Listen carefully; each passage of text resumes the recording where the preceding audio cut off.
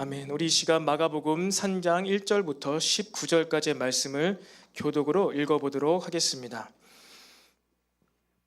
마가복음 3장 1절부터 19절까지의 말씀이죠. 우리 긴 구절인데 우리 19절까지의 말씀을 교독으로 읽어보도록 하겠습니다. 마가복음 3장 1절부터 19절입니다. 깜빡하고 물을 안 가져왔는데 물 좀 갖다 주면 좋을 것 같습니다. 1절 제가 읽도록 하겠습니다. 예수께서 다시 회당에 들어가시니 한쪽 손 마른 사람이 거기에 있는지라. 사람들이 예수를 고발하려 하여 안식일에 그 사람을 고치시는가 주시하고 있거늘 예수께서 손 마른 사람에게 이르시되 한가운데 일어서라 하시고 그들에게 이르시되 안식일에 선을 행하는 것과 악을 행하는 것 생명을 구하는 것과 죽이는 것 어느 것이 옳으냐 하시니 그들이 잠잠하거늘 그들의 마음이 완악함을 탄식하사 노하심으로 그들을 둘러보시고 그 사람에게 이르시되 내 손을 내밀라 하시니 내밀매 그 손이 회복되었더라. 바리새인들이 나가서 곧 헤롯 당과 함께 어떻게 하여 예수를 죽일까 의논하니라. 예수께서 제자들과 함께 바다로 물러가시니 갈릴리에서 큰 무리가 따르며 유대와 예루살렘과 이두메와 요단강 건너편과 또 두로와 시돈 근처에서 많은 무리가 그가 하신 큰 일을 듣고 나아오는지라. 예수께서 무리가 애워싸 미는 것을 피하기 위하여 작은 배를 대기하도록 제자들에게 명하셨으니 이는 많은 사람을 고치셨으므로 병으로 고생하는 자들이 예수를 만지고자 하여 몰려왔음이르더라. 더러운 귀신들로 어느 때든지 예수를 보면 그 앞에 엎드려 부르짖어 이르되 당신은 하나님의 아들이니이다 하니 예수께서 자기를 나타내지 말라고 많이 경고하시니라. 또 사내오르사 자기가 원하는 자들을 부르시니 나온지라. 이에 12를 세우셨으니 이는 자기와 함께 있게 하시고 또 보내사 전도도 하며 귀신을 내쫓는 권능도 가지게 하려 하심이로라. 이 12를 세우셨으니 시몬에게는 베드로란 이름을 더하셨고 또 세베대의 아들 야고보와 야고보의 형제 요한이니 이 둘에게는 보아너게 곧 우레의 아들이란 이름을 더하셨으며 또 안드레와 빌립과 바돌모에와 마테와 도마와 알페오의 아들 야고보와 및 다데오와 가나나인 시몬이며 함께 읽겠습니다. 또 가룟 유다니 이는 예수를 판 자더라. 아멘. 우리 이 시간에도 좌우에 있는 또 앞뒤에 있는 지체들과 눈을 마주치면서 이렇게 인사해 보겠습니다. 주님께서 우리를 부르고 계십니다. 시작. 주님께서 우리를 부르고 계십니다. 주님께서 우리를 부르고 계십니다. 아멘. 예수님께서 보여주셨던 이 땅에서의 삶의 모습은요, 복음의 삶은요 결국 죽어지는 것입니다. 자기 부인이죠. 옷이 찢겨지고 옆구리가 터져서 온몸에 물과 피를 다 쏟는 삶의 모습, 그것이 복음의 삶의 모습이라고 지난주에 나눴습니다. 이것은 자기 학대나 자포자기가 아닙니다. 제가 지난주에 약간 좀 보니까 피드백을 하다 보니까 자살이라는, 십자가로 간 건 자살이다라는 좀 이런 좀 극단적인 표현을 했는데, 십자가에 매달리는 것, 그것은 수이사이드가 아닌 것이죠. 십자가에 매달리는 것, 그것은 순종이었습니다. 순종. 한마디로 십자가의 길, 복음의 삶을 사는 것은 자기 포기나 자기 학대가 아니라 예수님께서는 십자가를 순종함으로 가셨고 우리들은 그것을 따르면서 나의 옛 자아를 부인하는 선택을 하는 것, 나의 이전 옛 자아를 부인하는 것을 선택하는 삶을 사는 것이 십자가의 삶입니다. 그것이 복음적 삶이라는 것이죠. 내가 부인될 때 여러분 하나님께서 높이신다는 것을 믿으시기 바랍니다. 예수님께서 죽으셨기 때문에 부활하신 거예요. 예수님께서 죽으셨기 때문에 하늘 보좌에 앉게 되신 것입니다. 누구든지 자기를 높이라는 자는 낮아지게 되겠고 자기를 낮추는 자는 아버지께서 그를 높이시리라. 이게 복음의 삶의 양식이 아닐까요? 우리는 우리 스스로 높이는 자들이 아니죠.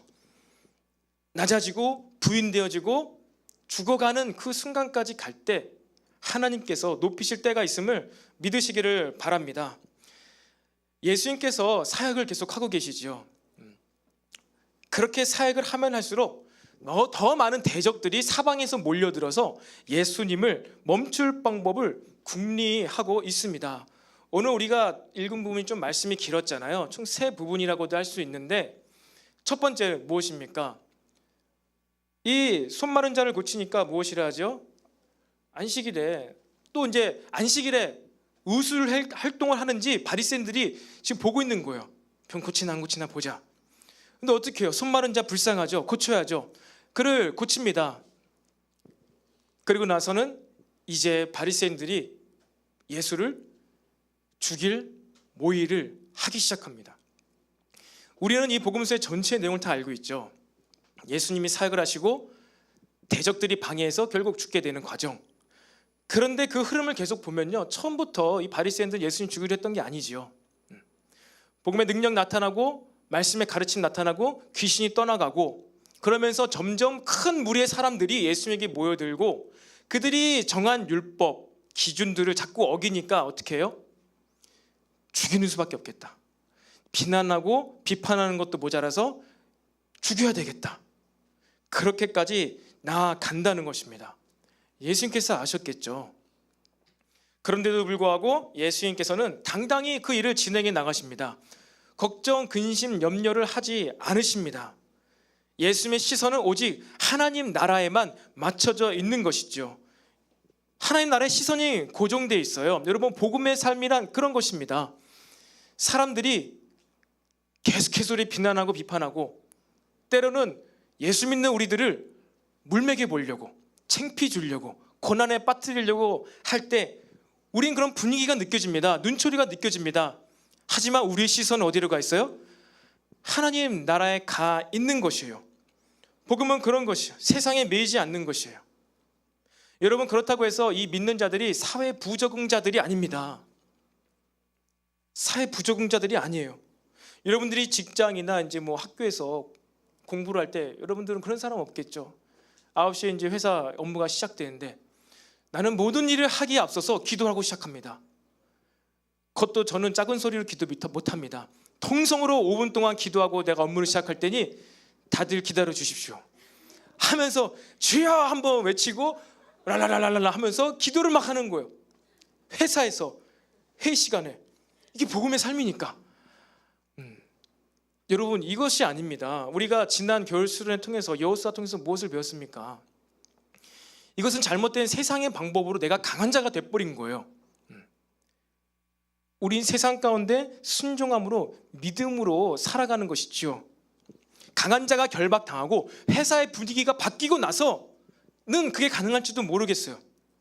기독교 회사 이랜드는 아예 아침에 예배를 드리고 시작하잖아요. 업무를 아시죠? 아예 업무를 예배를 드리고 시작해요. 왜? 거기는 강한 자가 결박당해 있으니까, 함께 기독교 문화가 있으니까 그것이 가능하지요. 하지만 세상 가운데, 캠퍼스 가운데 우리는 먼저 강한 자를 결박해야 돼요. 어떻게? 순종함으로. 이스라엘 백성이 발바닥으로 밟는 모든 땅을 너에게 주리라는 하나님의 말씀에 따라서 가나안 땅으로 나아간 것은요, 그들이 칼과 창으로 그 땅을 정복한 게 아니에요. 발바닥으로 밟는 믿음으로 순종했다는 것입니다. 우리가 믿음으로 순종하면서 이스라엘 백성은요, 가나안 땅에 나아갈 때 자기 부인 죽어지고 전쟁을 시작한 거예요. 요단강을 건너는 그 의미, 여리고성 앞에서 할례를 하는 그 의미, 무엇이라고요? 말할 수 없습니다. 죽어지는 거예요. 순종의 싸움이 가나안 정복 전쟁이었습니다. 그렇게 우리는 일도 가운데서 자기 부인의 방법으로, 내가 죽어지는 방법으로 그 사람들로 하여금 그리스도인 너무 뭔가 다르구나, 대단하다, 그렇게 분위기가 바뀌고 기독교 문화가 정착되면은 얼마든지 예배를 드릴 수가 있는 것이지요. 여러분, 우리 믿는 자는요, 복음의 삶을 사는 자들은요, 하나님 나라의 가치관대로 살아가는 자들이라는 것입니다. 지금은 비록 세상이 많이 어두워져 있어요. 그것을 받아들이지 못합니다. 하지만 끝내는 마지막에는 받아들이게 될 거예요. 언제? 우리가 죽어질 때. 예수님이 십자가에서 완전 죽으셨을 때 이방인 로마 백부장이 뭐라고 고백했다고요? 그는 실로 하나님의 아들이었다. 그는 실로 하나님의 아들이었다. 여러분, 우리의 이 죽어짐의 모습을 통해서 그리스도인이라는 이 아름다운 단어, 이 말이 회복되기를 원합니다. 그리스도인, 기독교인이라는 이 이름이 지금 너무나 땅에 추락해 있지만 우리가 죽어지는 방법으로요, 다시 한번 우리 그리스도인, 기독교인이라는 아름다운 이름이 회복되기를 원합니다.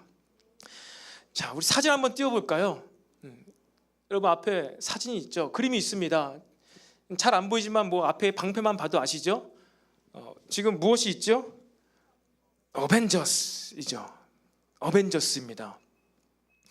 가운데 캡틴 아메리카가 있고 옆에 토르가 짠 들고 있고 아이언맨이 뿅 쏘고 있고 토르랜다 누구죠?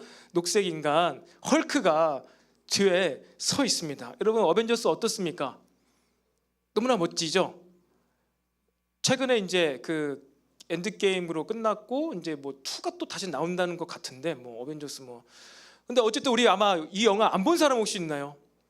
정환 형제 봤습니까? 아 봤죠. 안 본 사람이 있군요. 보세요. 보지 마세요. 뭐 굳이 안 봐도 돼요. 근데 일단 이 주인공들만 보면은 뭔지 알겠죠? 인간의 한계를 초월한 자들, 뭐 토르와 같이 반인반신, 신적인 존재가 모여가지고 악의 세력을 대항해서 이기는 내용들이 이 영화에 나옵니다. 너무나 멋있습니다. 아주 그것이요, 사이다죠. 통쾌하잖아요. 쫙 쏘면 빛을 또 쫙 하면 쥐 하면 막 죽고 괴물들이 통쾌하잖아요. 너무나 재밌습니다. 마지막에 이 보라 인간 이 타노스까지 다 죽이면서 끝이 나잖아요. 막 시간 여행까지 하면서 아무튼 희망찬란한 기상천외한 내용이 나오는데 이 영웅들이 제각기 엄청난 역할을 감당하면서 쓰임을 받습니다. 사진을 여기까지 띄워주면 좋을 것 같습니다. 여러분 오늘 저는 말씀의 제목을요, 예수님과 어벤져스라고 지으려고 했어요. 예수님과 어벤져스. 근데 너무 제목이 학생틱하고 중고등틱 해가지고 그냥 예수님과 귀신들 그리고 12제자 이렇게 정했는데요. 여러분 예수님께서는 사역을 그렇게 하시다가 왜 제자들을 부르셨을까요? 다 제자였습니다. 예수님을 따르는 자들은 제자였습니다. 근데 왜 하필이면 12제자를 따로 이렇게 콕 집어가지고 부르셨을까요? 이제 나의 대적들이 나를 죽이기까지 하려 하는구나. 내가 밤에 잠을 잘 때 누가 나를 암살할 수도 있으니 12명을 교대로 보초를 세워서 나를 지키게 해야 되겠다. 그래가지고 12제자를 부르셨을까요? 자세히는 모르겠지만 어쨌든 예수님의 이 어벤져스 12제자팀이 구성이 됐습니다. 본질적으로는 예수님께서 이 제자들을 부르신 것은 보초를 서게 하시거나 아니면은 일을 시키거나 사역을 시키거나 노동을 시키기 위해서가 아니죠. 그들에게 영광을 나눠주기 위해서 제자들을 부르신 것입니다. 하나님 나라에 참여케 하기 위해서 제자들을 부르신 거예요.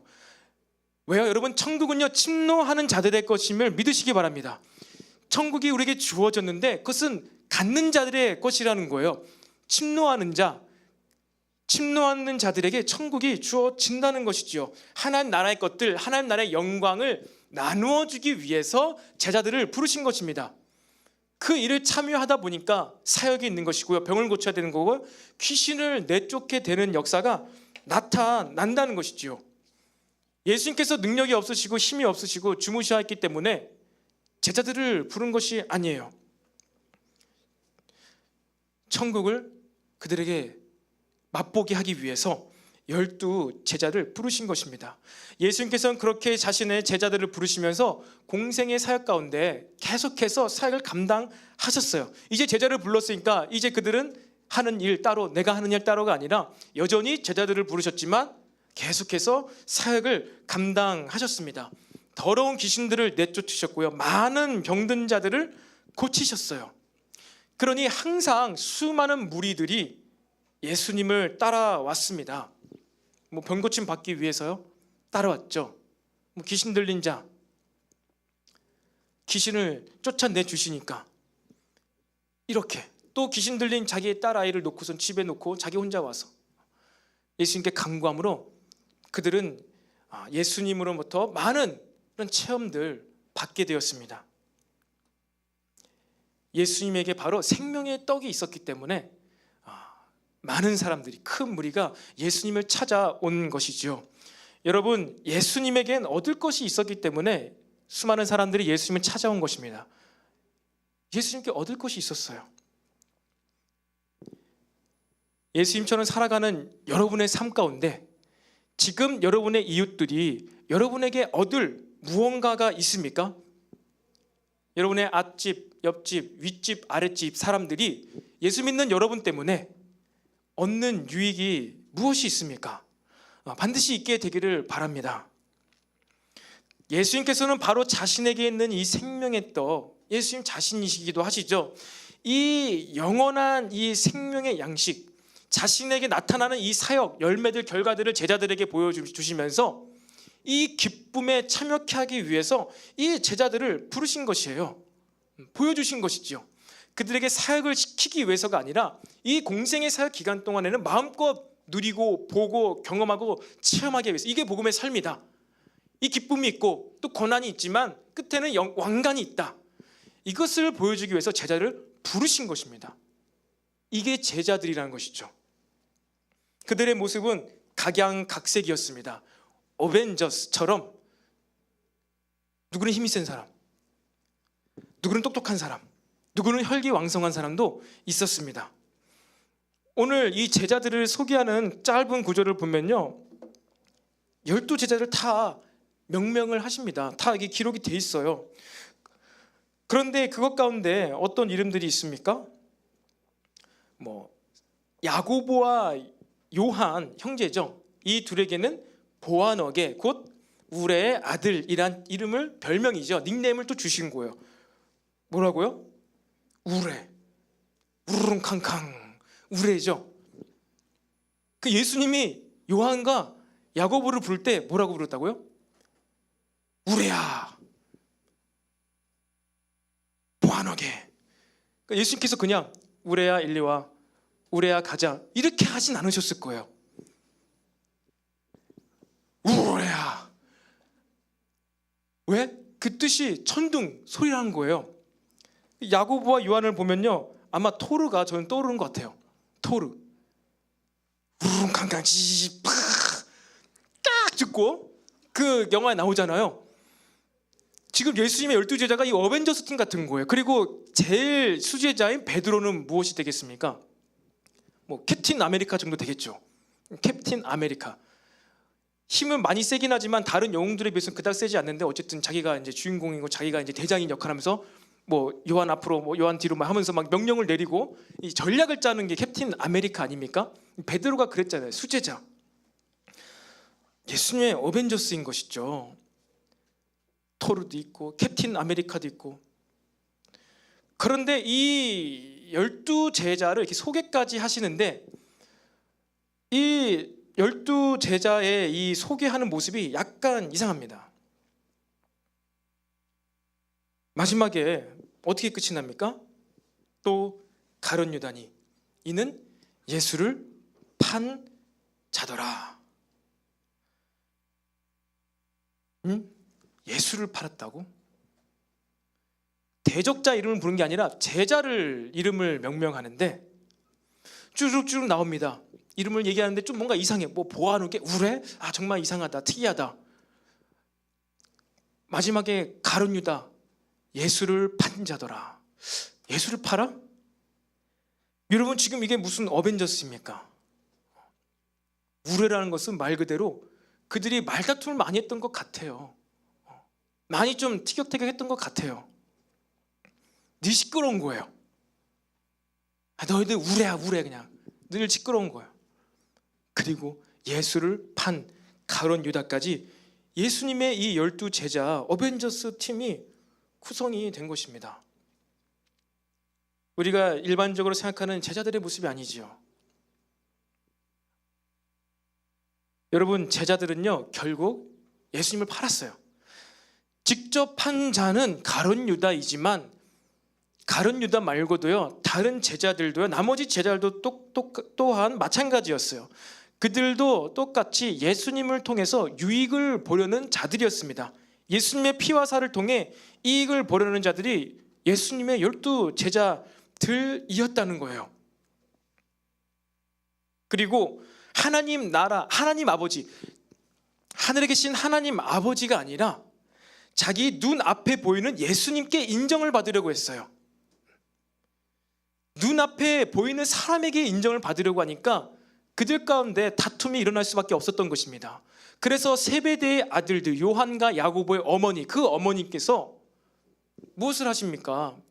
예수님이 마지막 예루살렘에 입성하셔서 이제 십자가의 죽음으로 가셔야 되는데, 그때 그 세베대의 아들의 어머니, 야고보와 요한의 어머니가 뭐랍니까? 예수님, 왕이 되시면 나의 한 아들은 우편에, 한 아들은 좌편에 앉아주세요. 앉게 해주셔야 돼요. 야고보와 요한이 그렇게 주님을 위해서 열심히 살겠잖아요. 반드시 우측에, 반드시 좌측에 앉혀주셔야 됩니다. 제가 여자 성대모사는 안 돼서 청탁을 받은 것이죠. 무엇이에요? 예수님께서는 지금 죽으러 가는데 이들은 자기가 뭐라도 될 줄 알았던 거예요. 뭐라도 될 줄 알았습니다. 그것이 사실이었습니다. 예수님께서 뭐라고 하십니까? 누구든지 그 자리에 앉을 만한 자격이 있는 자에게 하나님께서, 아버지께서 그에게 그 자리를 주실 것이다 라고 말씀하세요. 나한테 인정받으려 하지 말고 보이지 않는 하나님 아버지께서 다 보고 계시니까 그럴 자격을 갖추라는 거예요. 그러면 그가 응당 그 자리를 차지하게 된다는 것이죠. 그런데 제자들은 눈에 보이는 인성의 옷을 입고 오신 그 예수님 앞에서 잘 보이려고 하면서, 칭찬을 받으려고 하면서 늘 서로 다투었던 거예요. 그래서 이렇게 청탁받고 있는 이 두 제자의 상황을 보면서 다른 10명의 제자들이 와가지고 그들에게 삿대질한 것이, 너 왜 그랬어? 우리 몰래, 남 몰래 왜 예수님 앞에서 그렇게 해가지고 왜 좋은 자리에 앉으려고 그래? 10명의 제자들이 이 두 사람에게 손가락질을 했던 거예요. 여러분, 지금 이게 제자들의 모습이에요. 3년 반 동안 특별교육, 특별과외, 또 때로는 기적도 체험하고 기름을 발라서 수많은 병자들도 고쳤던 12 제자들인데, 그들은 처음부터 삐그덕거렸고 마지막에 가서까지도 삐그덕거렸습니다. 예수님께서 죽으실 때까지도 그들은 정말 애매했어요.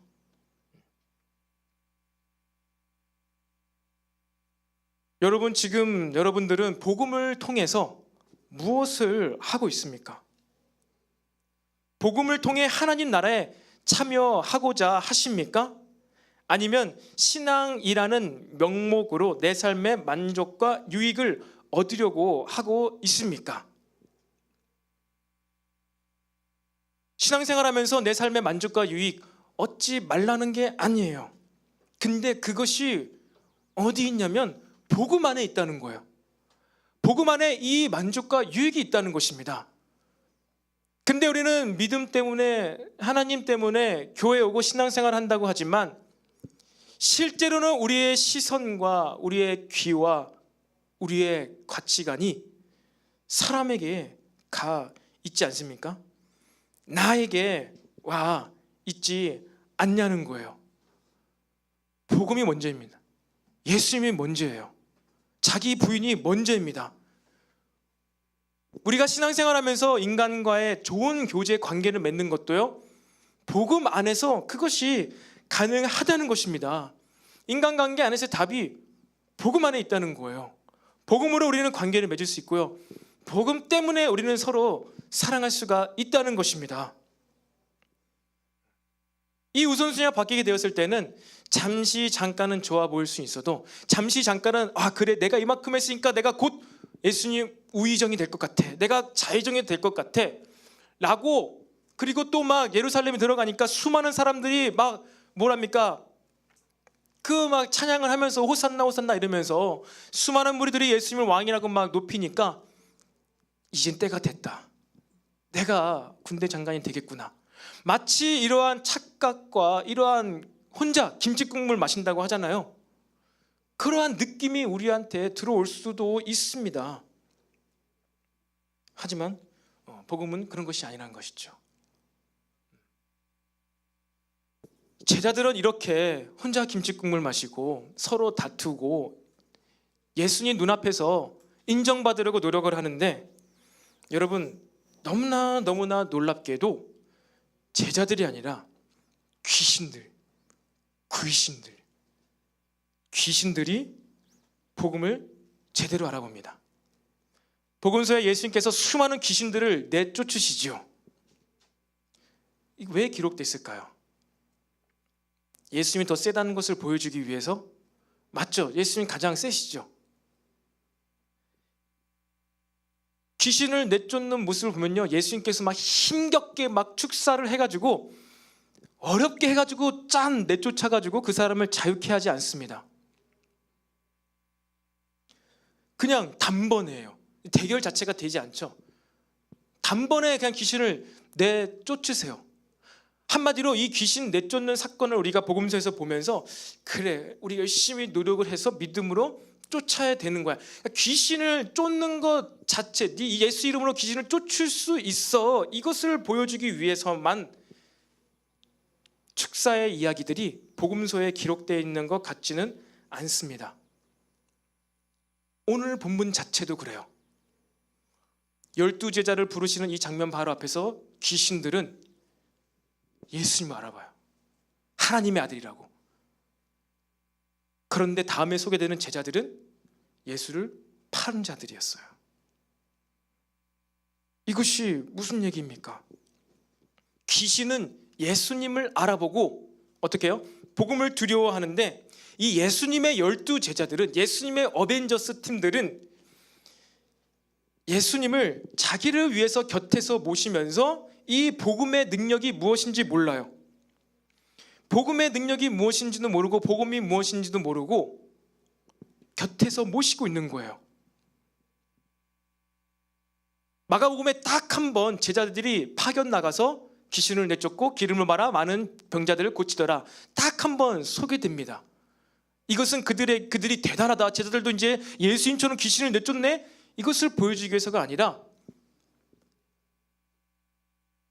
예수님께서 제자들에게 예수님의 이름에 권세를 주셨다는 것을 보여주기 위해서 딱 한 번 기록되는 거예요.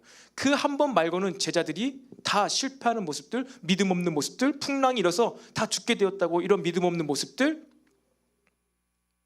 그리고 때로는 귀신 들린 아이를 귀신을 내쫓지 못해가지고 오히려 귀신한테 밟혀가지고 농락당하고 있는 그 모습 가운데 예수님께서 언제까지 내가 너희들이랑 함께 있어야 되겠냐면서 그들을 핀잔하고 책망하는 모습이 더 많이 기록이 되어 있습니다.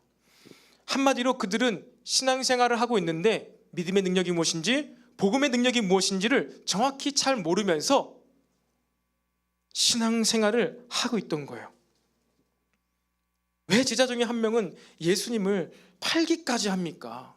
왜 팔았을까? 예수님을, 복음을 모르는 거예요.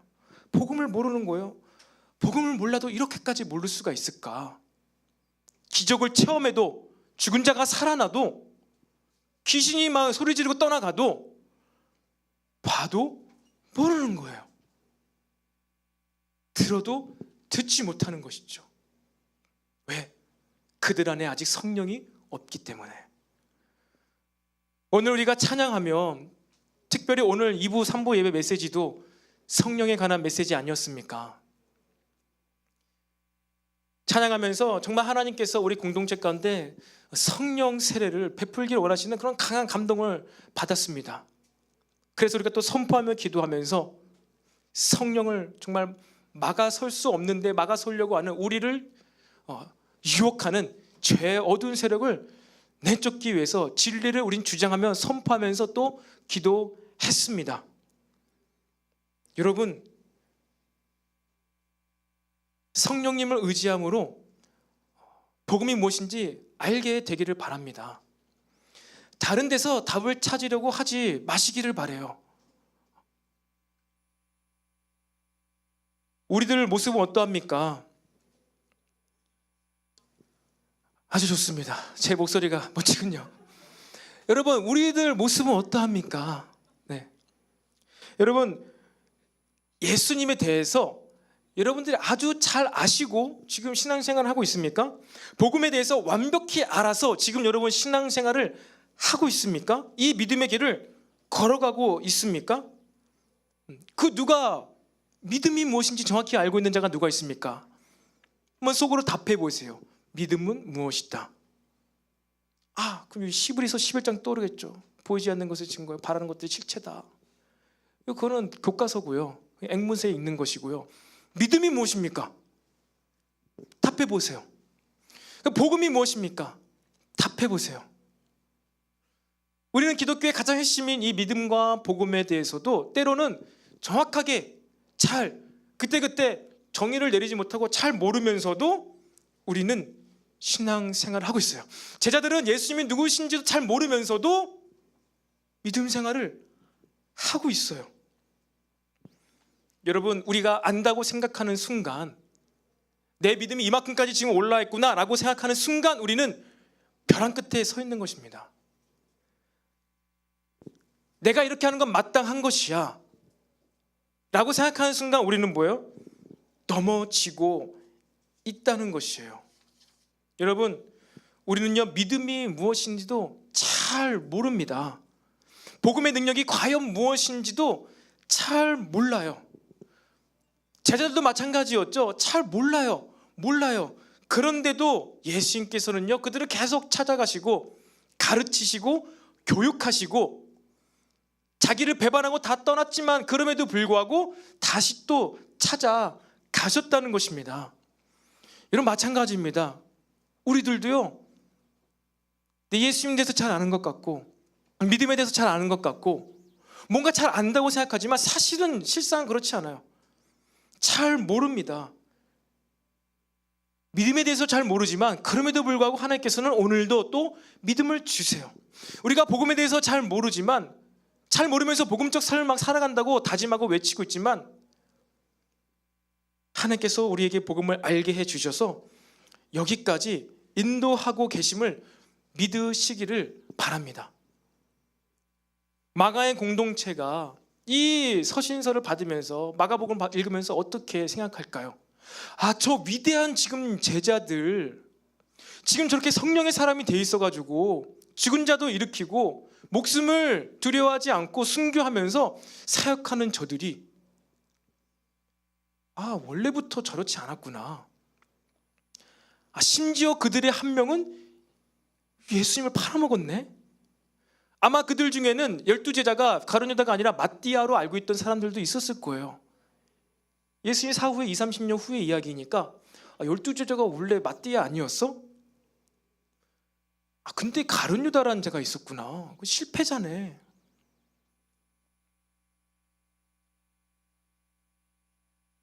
그리고 나머지 11명 제자들도 다 예수님 버려두고 다 도망갔었네.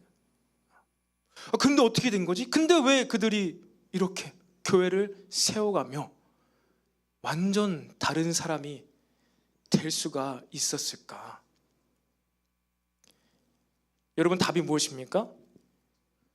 성령을 받았기 때문이에요. 동일하게 질문합니다. 여러분, 성령이 무엇인지 아십니까?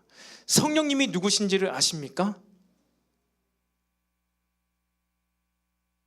모든 건 되시죠. 하나님의 깊으신 것, 과거, 현재, 미래 모든 것까지 알고 계신 분 성령님이에요. 모든 능력, 시간과 공간을 초월하신 분 성령님이에요. 이 성령님을 받고 나니 성령님으로 인해서 제자들이 바뀌었다는 거예요. 비포 애프터의 딱 한 가지 차이가 뭐예요? 성령을 받았느냐, 성령을 받지 못했느냐.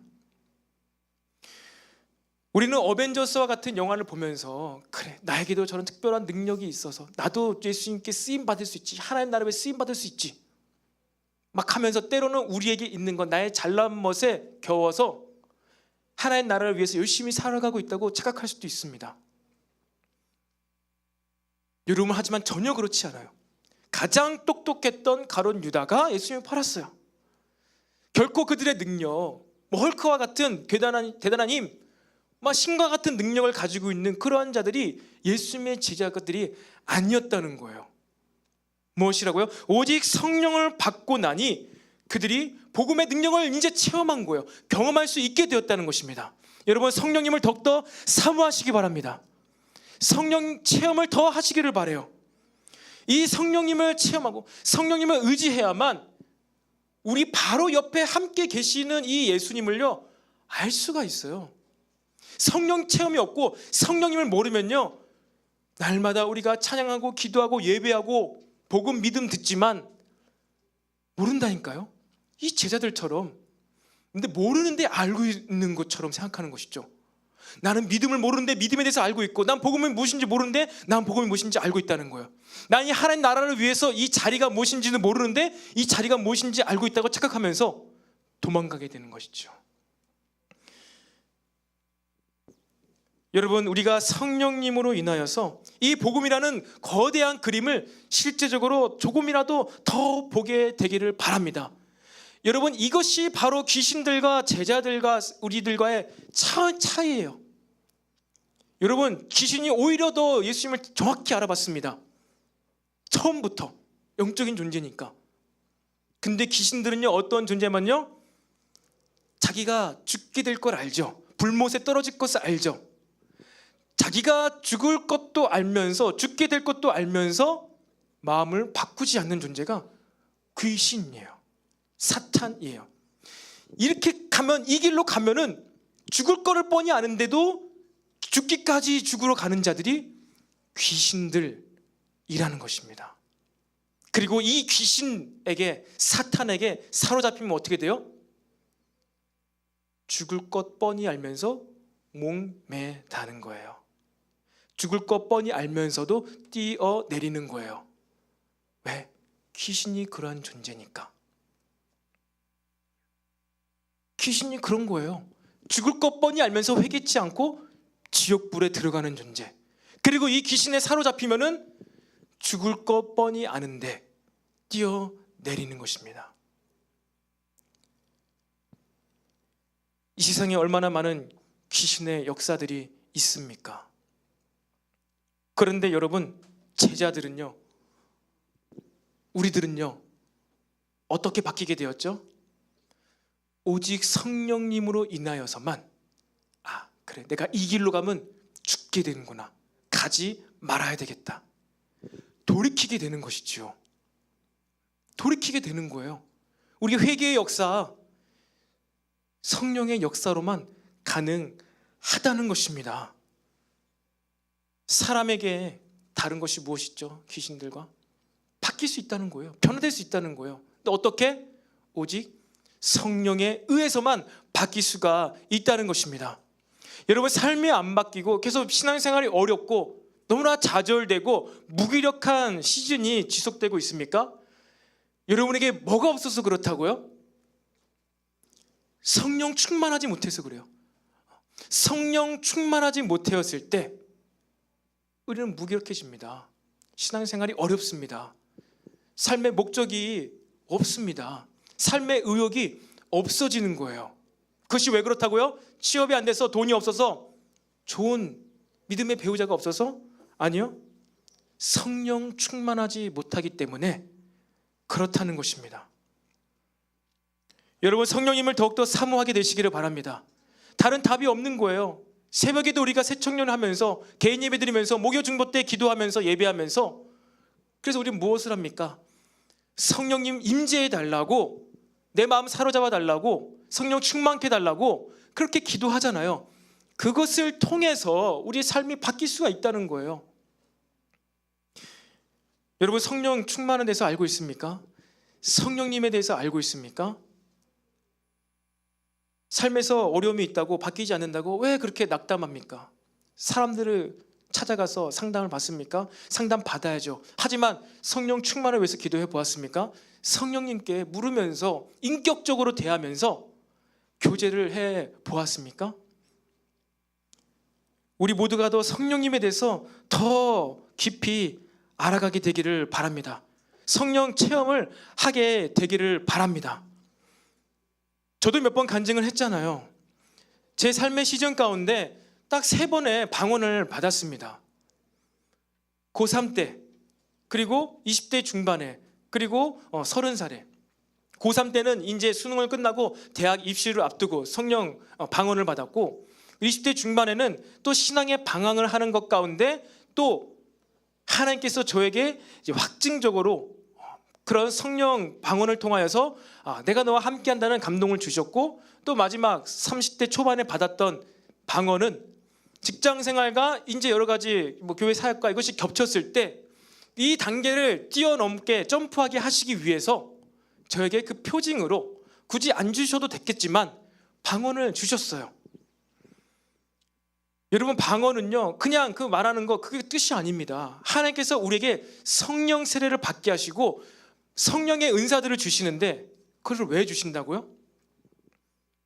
우리가 바뀌지 않으니까. 돌파가 안 되는 거예요. 도무지 매너리즘에 빠진 나의 신앙이 바뀔 수가 없는 거예요. 나의 의지로, 사람의 위로로, 밥 한 번 누가 사줌으로 결코 안 바뀌어요. 오히려 누가 나 위로한답시고 밥 한 번 사줬는데 왜 오늘은 안 사주지? 오히려 마음 속상해요. 그런데 성령님은 그게 가능하시다는 거예요. 제가 고3 마무리하고 대학교 입시할 때 이제 두려움에 빠져 있을 때 또 방언을 주시고 하나님께 계시구나. 20대 중반에 또 신앙생활의 매너리즘에 빠졌을 때, 방황할 때 또 그런, 물론 이건 혼자 방언 받은 게 아닙니다. 늘 은혜의 자리에서 받았습니다. 한 번은 수련회 때, 한 번은 리더 MT 때, 한 번은 우리 금요 천하 예배 때, 다 집회의 시간, 기도의 시간이었어요. 두 번은 열심히 사모함으로 기도했는데 마지막 세 번째는 졸다가 방언 받았어요. 금요 천하 때 예배를 드리는데 졸린 거예요. 제가 몇 번 얘기했잖아요. 그때 박지용 목사님 메시지였는데 회사 일 끝나고 와서 철야 참여하는데 졸린 거예요. 내내 잤어요. 옆에서 깨우죠. 나 안 잤어. 잤는데 안 잤다는 거예요. 그 마지막 이제 주기도만에 또 잔 거예요. 철야 때 뭐합니까? 찬양하죠.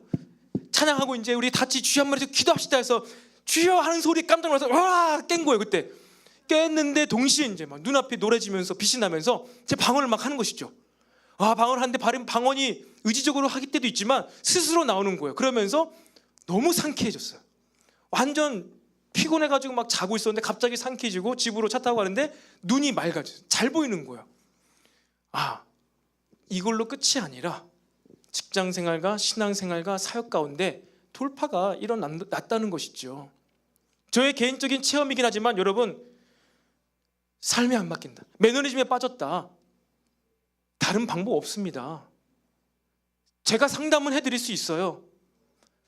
근데 제가 장담합니다. 상담했다고 해서 결코 그 매너리즘에서 나올 수가 없습니다. 위로는 받을 수 있을지 몰라도 여러분, 성령님을 더 알게 되시기 바랍니다. 그래서 요즘에 저의 꿈에도 소원이 그것이요. 제가 이사를 갔잖아요. 너무나 어두운 땅, 서울 강남 항복판으로 이사를 갔습니다. 나무 한 그루 없어서 공기도 안 좋고 영적인 분위기도 안 좋은 것 같아요. 그래서 꿈에도 소원이 꿈속에서, 잠잘 때 꿈에서 좀 하나님 만나달라고, 꿈속에서 가르쳐달라고, 지금 내가 무엇을 해야 되는지 제정신으로 맨정신은 도무지 어려우니까 내가 말씀 듣고 이렇게 잘 테니까 꿈속에서, 내 생각이 다 사라진 그 꿈속에서 좀 말씀해달라고. 아직 말씀 안 해주셨는데 미신적이죠.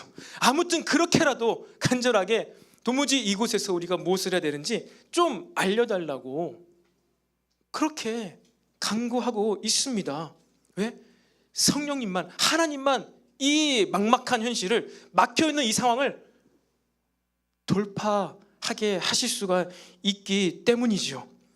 주님, 그래서 제가 이곳에서 또 다음 시즌으로 돌파함에 나아가면서 복음을 위해서 믿음을 갖고 전력 질주하며 주님께 드릴 열매를 가득 안고 우리가 이것을 벗어나기를 원합니다. 그렇게 바라고 있습니다.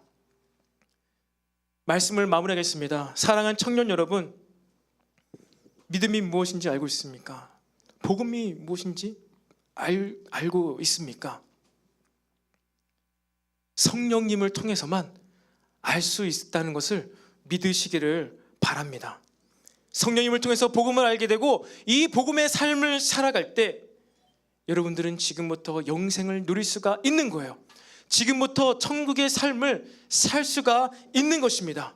다른 것으로 바뀔 수가 없어요. 다른 것으로 성장할 수가 없습니다. 오직 성령님으로 인해서만 여러분 우리가 바뀌게 된다는 것을 믿으시기를 바랍니다.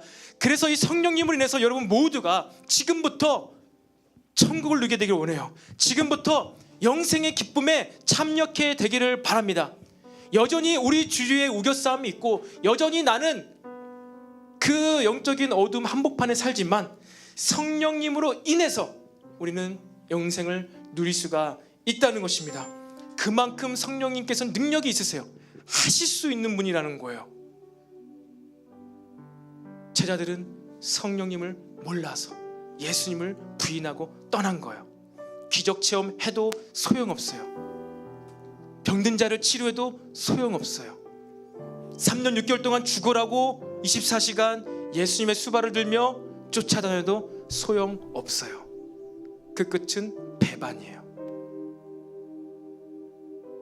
오직 성령님을 인하여만 우리는 참된 예수님의 제자의 삶, 그리스도인의 삶을 살아갈 수 있게 됨을 믿으시기 바랍니다. 아멘. 우리 시간 다 같이 자리에서 일어나서 우리 이 찬양으로 고백하고 함께 간절히 기도하는 시간 갖도록 하겠습니다. 우리가 이 시간에 두려워하지 말고 오직 하나님께 시선을 집중합시다. 하나님 나라에 오직 우리의 시선을 집중합시다. 함께 우리 고백합시다. 보라 너희는 너희는 두려워 말고 보라 너희를 인도한 나를 보라 너희는 지치지 말고 보라 너희 우리 다시 한번 보라 너희는 두려워 말고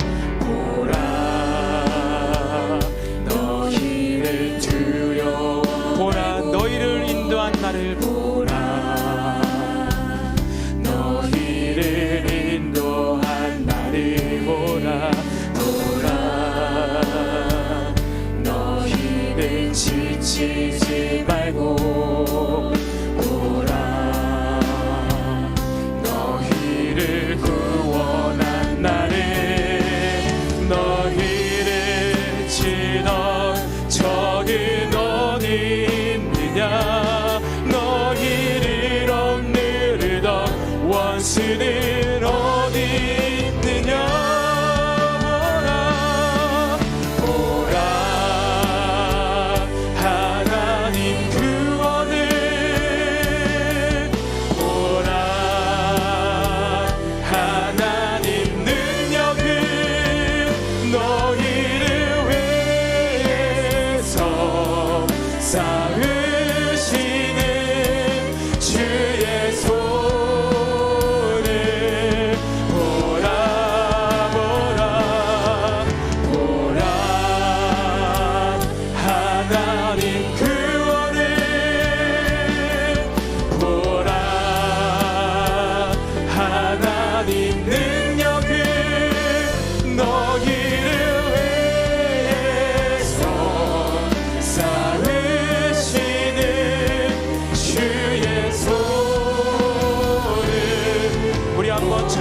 다시 한번 고백합시다. 보라 보라 너희는 두려워 말고 너희는 두려워 말고 보라 너희를 인도한 나를 너희를 인도한 나를 보라 보라 너희는 지치지 말고 너희는 지치지 말고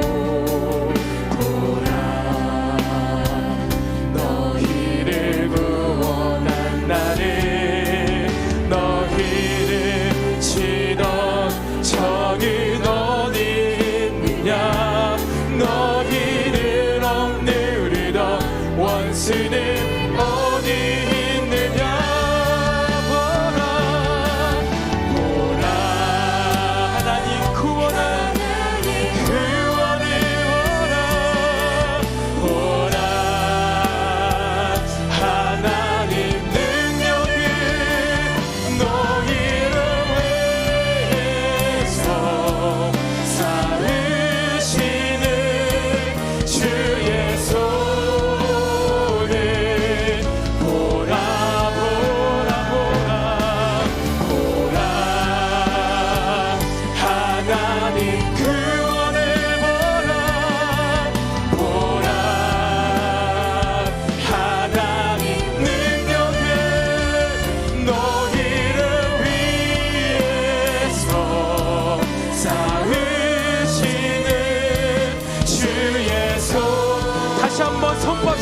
여러분 감정이 돌파되기 위해서 보라 하나님 구원을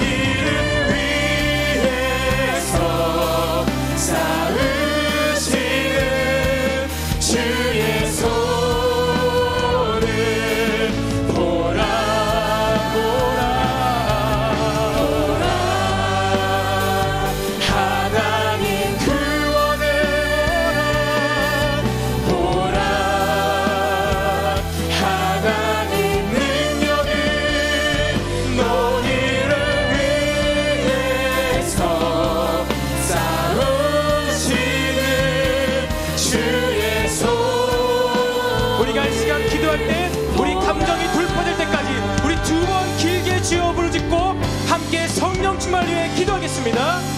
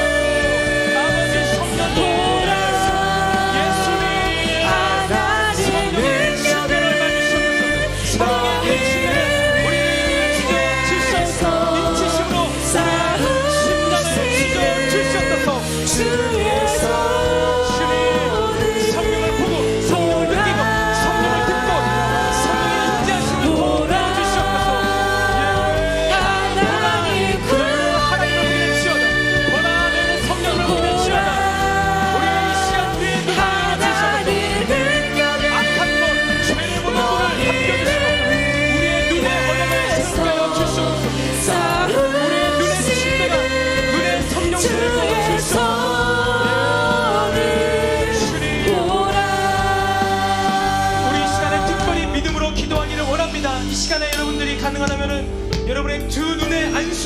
주십시오. 여러분, 하나님의 영광을 바라봐야 되고 하나님 나라의 비전을 바라봐야 되는 우리의 두 눈이 죄 때문에 가려져 있습니다. 하나님의 영광을 볼 수가 없습니다. 막혀 있는 거예요. 여러분이 믿음으로 안수하면서 여러분 눈의 언약을 새롭게 하시기를 바랍니다. 여러분 눈이 이제 하나님을 보게 될 것을 선포하면서 기도하십시오. 여러분의 눈이 이제 하나님의 말씀을 새롭게 보게 될 것을 믿음으로 선포하며 기도하시기를 바랍니다. 그렇게 믿음을 갖고 언약을 새롭게 세우며 이제 아름다운 것만 보겠습니다. 하나님의 선하심만 바라보겠습니다. 하나님 나라만 내가 뒤에 두 눈이 보기를 원합니다 하면서 여러분의 믿음으로 안수하며 다같이 주 한 번의 힘으로 기도하겠습니다. 주여, 주여. 아버지, 이 시간에 우리 모든 청년들의 눈 가운데 안수하여 주시옵소서. 우리 하나님의 아름다운 보기 위해 창조된 눈임을 선포합니다. 하나님의 나라를 보는 아름다운 눈이 될 것을 선포합니다. 하나님의 말씀을 보는 거룩한 눈이 될 것을 선포합니다. 아버지, 내가 세상을 바라봤습니다. 내가 죄를 바라봤습니다. 악한 것을 바라봤습니다. 세상의 미디어에 속았습니다. 이 세상의 아름다움에 휘둘렸습니다. 진정한 아름다움을 잃어버렸습니다. 주님, 참된 아름다움을 보게 하여 주시옵소서. 죄로부터 벗어나서 내가 오직 참된 아름다움 하나님을 보게 하여 주시옵소서. 믿음으로 우리의 눈의 언약을 새로 맺게 하여 주시옵소서. 이제는 아름다운 것, 복된 것, 선한 것만 바라볼 것을 믿음으로 선포합니다. 내 눈의 눈이 벗겨질지어다. 내 눈의 장막이 벗겨질지어다. 내 눈에 막혀있는 죄의 장막이 벗겨질지어다. Holy Spirit, Holy Fire, 성령의 불러 주님의 눈을 찢어주시고 우리의 눈에 죄를 찢어주시옵소서. 더러운 것, 악한 것, 죄가 떠나갈지어다. 모든 눈을 넘기는 죄의 사랑에 찢겨나갈지어다. 주님, 우리의 눈이 거룩해질 것을 예수님으로 선포합니다. 거룩할지어다. 아름다운 것을 보게 될지어다. 성령이 우리의 눈을 이 시간 새롭게 띄워주시옵소서. 성령이 우리의 시간 우리의 귀를 열어주시옵소서.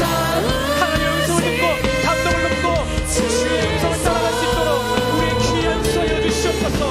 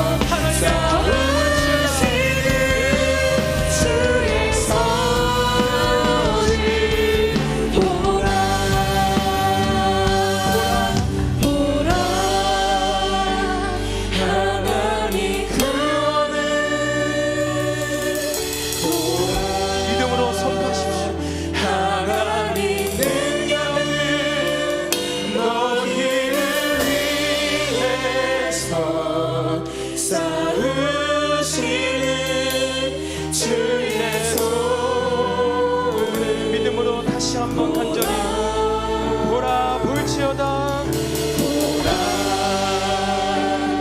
하나님 구원을 볼지어다. 하나님의 능력을 너희를 위해서 싸우시는 주의 손을 보라. 네, 주님 감사합니다. 아버지, 우리가 보기를 원합니다. 하나님 아버지의 아름다움을 더 보기를 원합니다. 언제부터 우리의 이 두 눈이 더럽혀졌습니까? 언제부터 우리가 죄를 보기를 즐거워했습니까? 주님, 언제부터 우리가 세상의 아름다움을 즐거워하기 시작했습니까? 아버지, 우리가 이 눈의 언약, 눈의 약속을 다시 세우기를 원합니다. 믿음으로 우리가 두 손을 안수하며 기도했습니다. 성령님, 이 시간 우리의 더러워진 두 눈을 성령의 불로 인쳐 주시옵소서. 성령의 불로 우리의 눈에 있는 모든 죄악을 불태워 주시옵소서. 성령의 불로 찢어 주시옵소서. 죄를 벗겨 주시옵소서. 우리의 눈에 모든 비늘과 같은 것들, 두꺼운 장막과 같은 것을 주님 찢어 주시옵소서. 이제 하나님 나라의 아름다운 비전을 보기 원합니다. 이제 주님의 살아계신 말씀을 보기를 원합니다. 주님, 내 두 눈을 띄워 주시옵소서. 내가 지금까지 보고 있다 생각했지만 보지 못했습니다. 듣고 있다 생각했지만 전혀 듣지를 못하고 있었습니다. 이 제자들의 모습이 나의 모습이었습니다. 가룟 유다와 같은 모습이 나의 모습이었습니다. 안다고 하나 알지 못했습니다. 성령님을 몰랐기 때문입니다. 성령 체험, 성령 세례, 성령의 기름 부으심을 사모하오니 주님, 이 시간에 모든 간절한 청년들에게 성령을 부어 주시옵소서. 성령의 불의 세례가 다시 부어지게 하여 주시옵소서. 성령의 침례, 중생의 경험을 다시 한번 우리에게 허락하여 주시옵소서. 그래서 우리가 믿음으로 다시 태어나며 믿음으로 주님 앞에 다시 바로 설 수 있도록 주여, 우리를 이 시간 새롭게 하여 주시옵소서. 너희는 볼지어다 우리에게 구원을 베푸신 하나님을, 너희는 볼지어다 하나님의 능력을, 너희는 볼지어다 지금도 우리와 함께 싸우고 계시는 성령 하나님을. 네, 주님 감사합니다. 예수님의 이 복음의 모습, 이 복음적 삶의 모습을 우리가 성령님을 통하여 보기를 원합니다. 주님, 더 알게 하여 주시옵소서. 더 주님을 느끼게 하여 주시옵소서. 성령의 임재하심을 더욱더 우리 엘림 청년 공동체 가운데 부어 주시옵소서. 그래서 내가 할 수 없는 것, 사람이 할 수 없는 것, 그 누구도 바꿀 수 없는 나의 이 매너리즘에서, 나의 이 반복되는 죄의 습관에서 나를 끄집어내 주시옵소서. 주님, 우리가 더 주님을 이제 사모하기를 다짐합니다. 성령님을 더욱더 의지할 것을 결단합니다. 성령님 환영합니다. 내 마음 가운데 더욱더 임재하여 주시옵소서. 그렇게 하실 주님을 바라며 이 모든 말씀 살아계신 예수님의 이름으로 기도드립니다. 아멘. 하늘에 계신 우리 아버지여, 이름이 거룩히 여김을 받으시오며 나라의 임하옵시며 뜻이 하늘에서 이루어진 것 같이 땅에서도 이루어지이다. 오늘날 우리에게 일용할 양식을 주옵시고 우리가 우리에게 죄진 자를 사하여 준 것 같이 우리 죄를 사하여 주옵시고 우리를 시험에 들게 하지 마옵소서. 우리를 다만에게서 구하옵소서. 대개 나라와 권세와 영광이 아버지께 영원히 있사옵나이다. 아멘.